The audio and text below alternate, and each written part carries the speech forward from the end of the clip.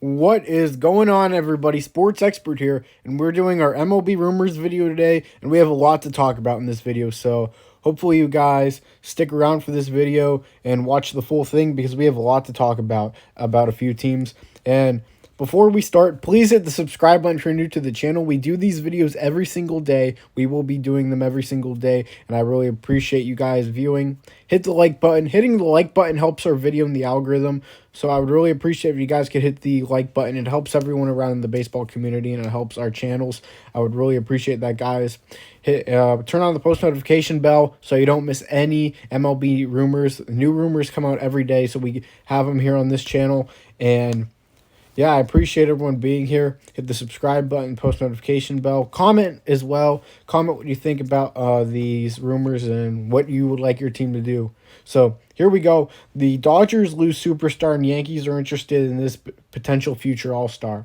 As the Los Angeles Dodgers are placing star starting pitcher Walker Buehler on the 15-day injured list due to an elbow issue which he suffered from in last night's game or the night before, and will be out a significant amount of time. So he's out at least 6 to 8 weeks, they said, and it probably will be longer than that. So the Dodgers, they may look at a starting pitcher at the deadline. Frankie Montas to the Dodgers is very possible from what I've heard. So Walker Buehler, that's a huge loss for the Dodgers. As Clayton Kershaw, he's just coming back from injury, but he may not be 100%. You still have Julio Urias. He's been solid this season. You have Tony Gonsolin, who's been very productive this season. And, I mean, the Dodgers have guys that can pitch. David Price could maybe start a couple games, so we'll see what happens there. But, you're not going to get a ton from David Price at this point of his career. But Walker Buehler missing a lot of time is definitely huge for the Dodgers. He definitely wasn't pitching great, but he wasn't pitching terrible. But, Buehler's a guy that, a lot of people have picked for Cy Young for so many years. I picked him to win Cy Young this season. I picked him to win Cy Young, I think, 2 or 3 seasons. He's definitely disappointed because he's a guy that can win one. So, I'll probably keep picking him until he doesn't win. But, at the same time, Walker Buehler, that just shows the significance of a guy like him.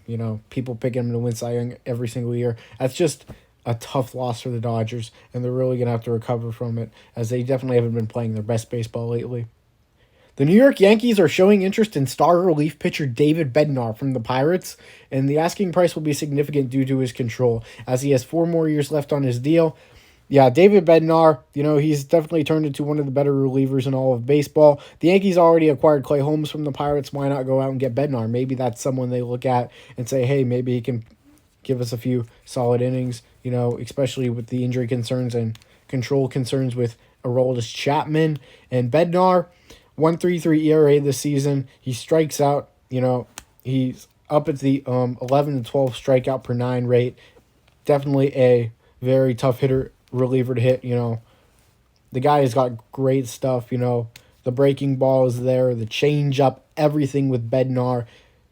Out of all the relievers I've watched in baseball, he's definitely one of the best. You could argue he's top 5 right now. The dude is absolutely nasty. The Pittsburgh Pirates will probably look for a massive offer. They probably will want at least one top 100 prospect. Probably only going to get one out of there.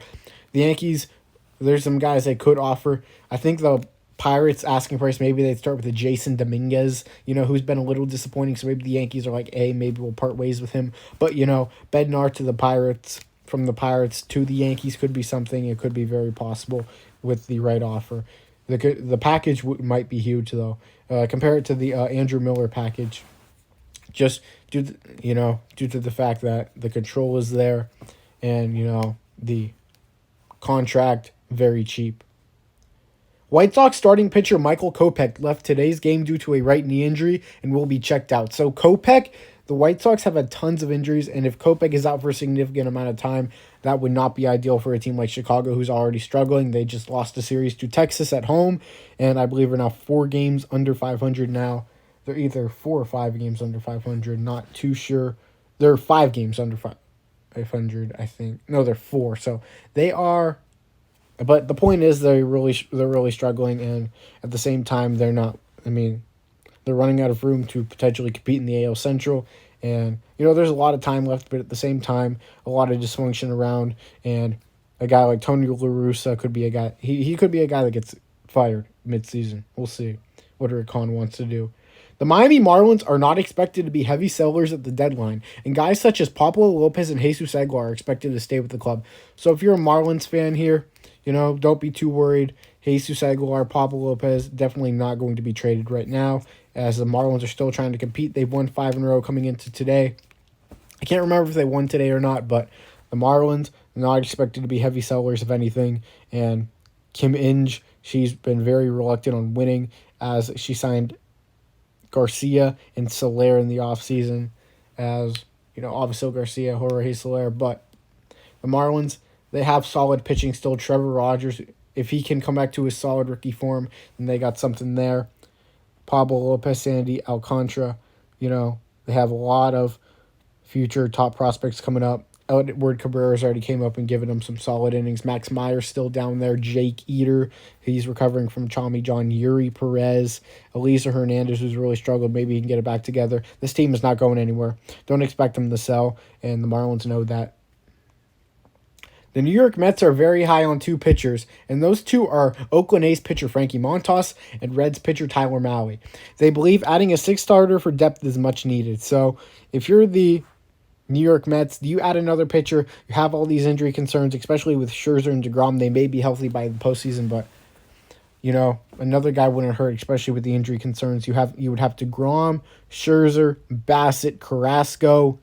You would even have McGill still there. Taijuan Walker, who made the All-Star team, so they have a lot of guys out there. And if they can add another guy, that would be lethal, such as Frankie Montas and Tyler Mahle, as they, due to the injury concerns and everything. And those guys could definitely help in the bullpen in the postseason, which we've seen in the past. So if you're the Mets, you definitely don't want to overpay, but you definitely can give an offer that may be worth it, especially for your title run. The Arizona Diamondbacks are making ace Zach Gallen untouchable, but Madison Bumgarner is likely to be available, and Arizona may listen to offers. This is obviously huge, because if a contender somehow acquires Madison Bumgarner, definitely could be interesting, as, he has the playoff experience, one of the best starting pitchers in playoff history. I mean, there's no doubt about it. I think the asking price, despite the contract, is going to be, it's going to be something maybe a team won't want to pay. You're probably going to have to overpay for a guy like Bumgarner, but at the same time, you have the upside with him in the postseason, and, a team, even like, there's a few teams that would make sense here. Even the Mets would make sense. If the Mets somehow got Bumgarner to add a lefty in that rotation, I mean, there's not much you can say anymore there, but I doubt that would happen. But the D-backs, yeah, Zach Gallen will not be traded. Makes sense. They traded Jazz Chisholm to get him, and, it was a win-win trade there. Gallen's been great. Chisholm's been great. Just enough said there, as the Diamondbacks are looking to maybe trade some guys, but the right guys. As I appreciate everyone being here, Sports Expert here. Hit that subscribe button if you're new to the channel. Hit the like button. Would really appreciate it, guys. Turn on the post notification bell. Comment what you think about all this info and everything, as we'll have another video tomorrow. I'm out, guys. Sports Expert here. Peace.